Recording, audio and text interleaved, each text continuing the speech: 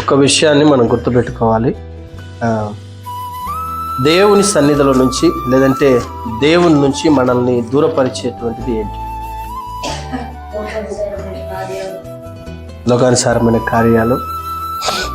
ఇంకా very good.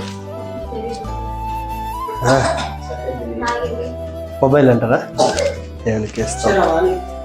చరవాణి, తెలుగులో చరవాణి.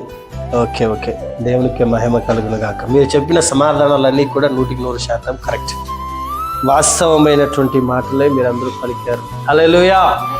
ఏదేమైనప్పటికీ కూడా దేవుడు ఇంతటి జ్ఞానాన్ని మనందరికీ అనుగ్రహించాడు.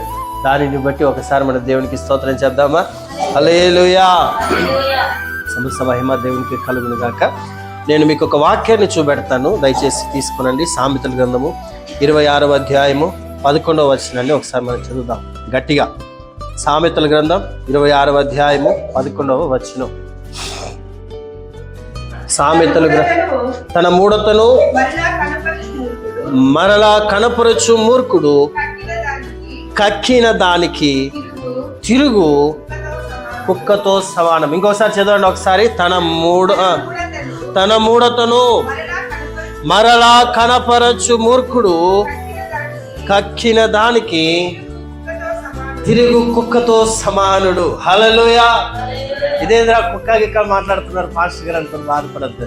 హల్లెలూయా. ఈ రోజున దేవుడు మనతో సూటిగా మాట్లాడబోతా ఉన్నాడు. హల్లెలూయా. సామెతల గ్రంథం 26వ అధ్యాయం 11వ వచనాన్ని జాగ్రత్తగా చూసుకున్నట్లయితే, తన యొక్క మూఢతను మరలా కనపరచువాడు మూర్ఖుడు. అయితే వాడు ఎలాంటి స్వభావం కలిగిన వాడు అంటున్నాడు? కక్కిన దానికి తిరుగు కుక్కతో సమానుడంట. ఇక్కడ మనం జాగ్రత్తగా గమనించినట్లయితే కుక్కల్లో ఉన్నటువంటి స్వభావము లేదంటే పనికి మాలినటువంటి ఒక అలవాటు ఏంటో తెలుసా? కక్కినటువంటి దానిని కుక్క ఏం చేస్తుందంటండి, మరలా పోయి ఏం చేస్తుందంట, దాన్ని లొట్టలేసుకుని తింటదంట.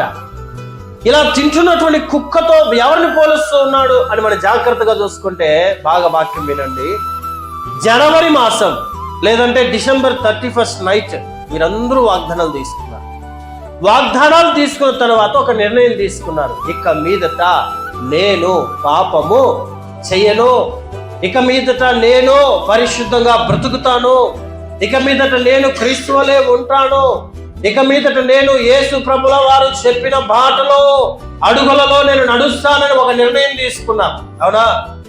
ఈరోజు చాలా మంది ఎలా ఉంటున్నామంటే ఆ నిర్ణయాన్ని పక్కన పెట్టేసి ఏదైతే విడిచిపెడతానని అనుకున్నావో మరలా దాని ప్రకారం పరిగెత్తుకుంటూ దాన్ని చేయడానికి ప్రాకలాడుతూ వెళ్తున్నటువంటి వారందరినీ సొలొమోను గారు ఏమంటున్నారో తెలుసా? వారు ఎలాంటి స్వభావం కలిగిన వారంటే కక్కినటువంటి వామిట్ని తినే కుక్కతో పోలుస్తూ ఉంటున్నాడు. నా ప్రియమైనటువంటి వారలారా, ఈరోజు చాలా మంది జీవితాలు ఎలా ఉంటున్నాయో తెలుసా?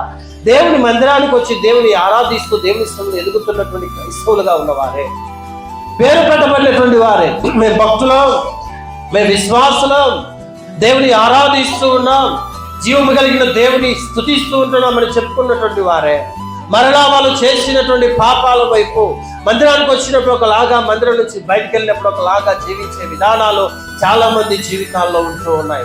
నేను మీకు గుర్తు చేసే ఒకే ఒక అద్భుతమైన విషయం ఏంటంటే, ఎప్పుడైతే మనం బాప్తిస్మం తీసుకున్నామో, ఎప్పుడైతే దేవుని సన్నిధిలో తండ్రి కుమార పరిశుద్ధాత్మ నామములో ముంచుడు బాప్తిస్మం మనం తీసుకున్నామో, ఆ రోజు నుంచి నీకు పాపానికి దూరం అనేది ఏర్పడవాలి. హల్లెలూయా. ఆ రోజున ఆ పాపం అనేటువంటిది నీ దేహంలోకి చొరబడకుండా అది అసహించుకునే రీతిగా ఉండాలి. అయితే ఈ రోజున అసహించుకోకుండా ఇష్టపడుతూ జీవిస్తున్నామంటే మనల్ని పోలుస్తున్నాడు దేంతో తెలుసా? కక్కిన మామిడితో తింటున్న వారితో పోలుస్తూ ఉంటున్నాడు. నా ప్రియమైనటువంటి వాళ్ళ దేవుని బిడ్డలుగా ఉన్నటువంటి మనం క్రీస్తు వలె నడవాలని దేవుడు చెప్తూ వస్తూ ఉంటున్నాడు. ఇక్కడ ఈ వాక్యాన్ని మనం జాగ్రత్తగా గమనించాలి. చెయ్యను అని చెప్పి నిర్ణయం తీసుకున్నటువంటి వాటిని మరలా చేస్తూ వెళ్తూ ఉంటే, లేదా నేను దేవుని సన్నిధిలో ఈ నిర్ణయం తీసుకున్నాను, ఈ ప్రణాళిక కలిగి ఉన్నానని చెప్పి అనుకుని మరలా పరిగెత్తుకుంటూ అదే విధమైన పాత రోత జీవితాలు చేయడానికి ప్రాకులాడుతూ ఉన్నట్లయితే మనం ఎలాంటి స్వభావం కలిగిన వారమో ఒకసారి ఆలోచన చేయించుకోవాలి. నీ దేహానికి ఏదైతే వద్దు, ఇది అసహ్యమైనది, ఇంకా చాలు, అన్లిమిటెడ్ గా నువ్వు తిన్నావంటే వామిట్ రూపంలో తిన్న ప్రతిదీ బయటకు వచ్చేసుకున్న తర్వాత నువ్వు దాన్ని బయటికి కక్కేసిన తర్వాత, బయటికి నెట్టివేసిన తర్వాత మరలా ఇష్టపడి దాన్ని తినడానికి ఇష్టపడతావా? మరలా దాన్ని ఎత్తి నోట్లో పెట్టుకోవడానికి ఇష్టపడతావా? మరి పాపాన్ని విడిచిపెడతానని విడిచిపెట్టి మరలా వెళ్ళి ఆ తప్పును జరిగించుకుంటూ వెళ్తూ ఉంటే, మరలా తప్పుడు సహవాసాలు కలిగి జీవిస్తూ ఉన్నట్లయితే మరి ఏ స్వభావం కలిగిన వారం మనం ఒకసారి ఆలోచించి చూడాలి. ఎలాంటి మనస్తత్వం మనలో ఉన్నది, ఏ ఆత్మ మనలో పనిచేస్తూ ఉంటూ ఉన్నది. డిసెంబర్ 31 మాత్రమేనా మన యొక్క నిర్ణయాలు? డిసెంబర్ 31 మాత్రమేనా మన యొక్క ఆలోచనలు? లేదంటే నిర్ణయం తీసుకుని ఉండటం? సంఘానికి వస్తే మాత్రం భక్తి, సంఘం నుంచి బయటకు వెళ్తే రక్తి. ఈ జీవితం కాదు దేవుడు మన దగ్గర నుంచి కోరుతూ ఉన్నది. హల్లెలూయా. బ్రతికితే క్రీస్తు కొరకు బ్రతకాలంటాడు, చావైతే నాకు లాభమే అంటాడు. హల్లెలూయా. కాబట్టి ఆలోచన చేసి చూడండి. ఈ కీర్తన యొక్క సొలొమోను గారు మాట్లాడుతున్న ఈ మాటను ఒకసారి జ్ఞాపకం తెచ్చుకుందాం. ఎన్నిసార్లు అండి మనం చేసినటువంటి నిర్ణయాలు మర్చిపోయి, ఎన్నిసార్లు దేవుని దగ్గర తీసుకున్నటువంటి ఆ యొక్క మాట, ఇచ్చినటువంటి మాటను మర్చిపోయి పలుమార్లు మనం పరిగెత్తుకుంటూ ముందుకు వెళ్ళిపోయాం. ఒకసారి ఆలోచన చేస్తాం. ఎప్పుడైనా దేవునికి ఏమో మాట ఇచ్చినా మరలా చూస్తే మరలా అది కొనసాగించే వారంగా మనం ఉంటూ ఉన్నట్లయితే ఏ స్వభావం కలిగినటువంటి మనసులో ఒకసారి ఆలోచన చేసి చూడండి. సొలొమోను గారు చెప్పకనే చెప్తూ ఉంటున్నాడు. కుక్క తన వాంతికి తిరిగినట్టుగా, కడుగబడినటువంటి పంది బురదలో దొరికినట్టుగా, మలినట్టుగా ఈ రోజున చాలా మంది ఎలా ఉంటున్నారో తెలుసా? దేవుని యొక్క సన్నిధిలో వాక్యాన్ని వింటూ, వాక్యాన్ని ధ్యానిస్తూ, మందిరాల్లో ప్రార్థనలో కలుసుకుంటూ, ఆరాధనలో కలుసుకుంటూ, మరలా లోకానుసరమైన విషయాలలో కూడా పాలుపులు పొందుకునే వాళ్ళు చాలా మంది ఉంటూ ఉన్నారు. ఈరోజు కూర్చున్నటువంటి మనందరం కూడా జ్ఞాపకం తెచ్చుకోవాలి. మనము వాళ్ళలాగా బ్రతకకూడదు. హల్లెలూయా. వారిలాగా మనము జీవించకూడదు. మహా అయితే ఏమైపోతుంది? లేదు నేను జీవిస్తా ఉంటున్నాను అంటే నిన్ను చూసే, నిన్ను బట్టే ఈ మాట చెప్తూ ఉన్నాడు అనేది. నేను మరలా అదే విధంగా జరిగిస్తాను, అలాగే నా రహస్య జీవితాన్ని కొనసాగిస్తాను అంటే సొలొమోను అంటున్నటువంటి మాట అది నీకు సత్యమే, నీకు సంబంధించినటువంటి. లేదు నేను ఉండను అని చెప్పి నువ్వు అన్నావా, ఈ మాట నీకు సంబంధించింది కాదు. హల్లెలూయా. చూడండి, పౌలు గారు 2 పేతురు రాసిన పత్రిక 2వ అధ్యాయం 22వ వచనంలో ఇదే మాట అంటూ ఉన్నాడు. ఏమంటున్నాడండి?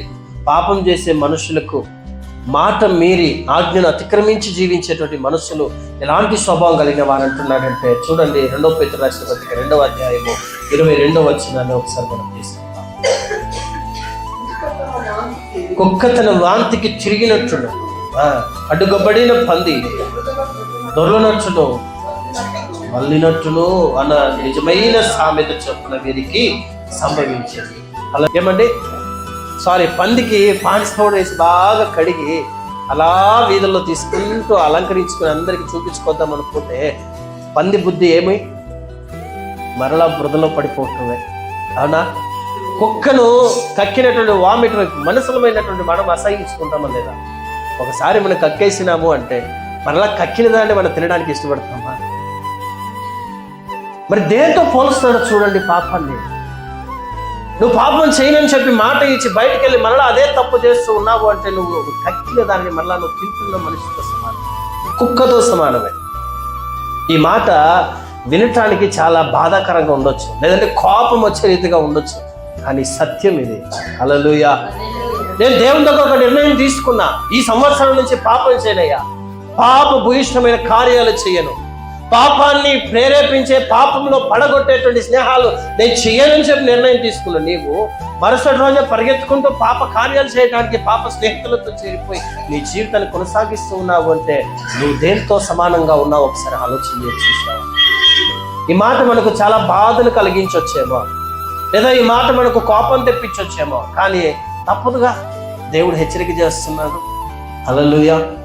నేనైనా మీరైనా ఎవరైనా సరే ఈవెన్ దేవుని సందు కూర్చున్న మనందరం కూడా జాగ్రత్త కలిగి మనం ఉండాలి. రాబోయే దినాలు, జరగబోయే సంఘటనలు చాలా భయంకరంగా ఉండబోతాయి. ఈ సాక్ష్యాన్ని నువ్వు కాపాడుకోకపోతే మన జీవితంలో మన మీద ఉన్నటువంటి సాక్ష్యమును పాడు చేసుకుంటూ జీవిస్తూ ఉన్నట్లయితే రాబో దినాలలో క్రీస్తు కొరకు సాక్షిగా బ్రతికి మనుషులు కరువైపోతారు. హల్లెలూయా. అందుకే దేవుడు మనకి హెచ్చరిక చేస్తూ ఉంటూ ఉన్నాడు. ఇది ఒక హెచ్చరిక కలిగినటువంటి వాగ్దానం.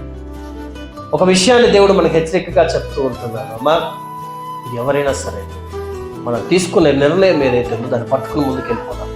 హల్లెలూయా. దేవుని దగ్గర ఏ మాట ఇచ్చాం నాకు తెలియదు, మీరు ఇచ్చిన మాట ఏంటో, కానీ పరిశుద్ధాత్మ దేవుడికి తెలుసు. ప్రభా ఈ రోజు నుంచి నేను ఇది చేస్తా, ఈ రోజు నుంచి నేను ఇలా ఉంటా, ఈ రోజు నుంచి నేను అలా ఉంటాను. నువ్వు నిర్ణయం తీసుకున్నావు కదా. 30 తీసుకోలేదు ఎవరు? తీసుకున్నారు లేదమ్మా? తీసుకున్నారు కదా. మరి ఆ నిర్ణయం ఇప్పుడు ఏమైపోయింది? ఆ మాట ఇప్పుడు గుర్తుకు రావటం లేదా? దేవుని దగ్గర తీసుకున్నటువంటి ఆ నిర్ణయం ఇప్పుడు గుర్తుకు రావటం లేదా? ఆ రోజు ఏడ్చావు కదా, ఆ రోజు మోకరించి ప్రార్థించావు కదా వాగ్దానాన్ని చేతపట్టుకుని. అయ్యో నేను ఇలాంటి ఘోర పాపి అయినప్పటికీ నా మీద నీకు ఇలాంటి ప్రేమ ఉండే ప్రభావం వాగ్దానాన్ని చేతపట్టుకుని ఏడ్చావు కదా. మరి ఈరోజు ఏమైంది? ఆ యొక్క మాటలు, ఆ తీర్మానము ఒకసారి ఆలోచన చేద్దాం. నా ప్రియమైనటువంటి సంగమా, కూర్చున్న మనందరం కూడా జాగ్రత్త కలిగి ఉండాలి. దేవుని వాక్యం మనకు అదే హెచ్చరిక చేస్తూ వస్తూ ఉన్నది. ఈ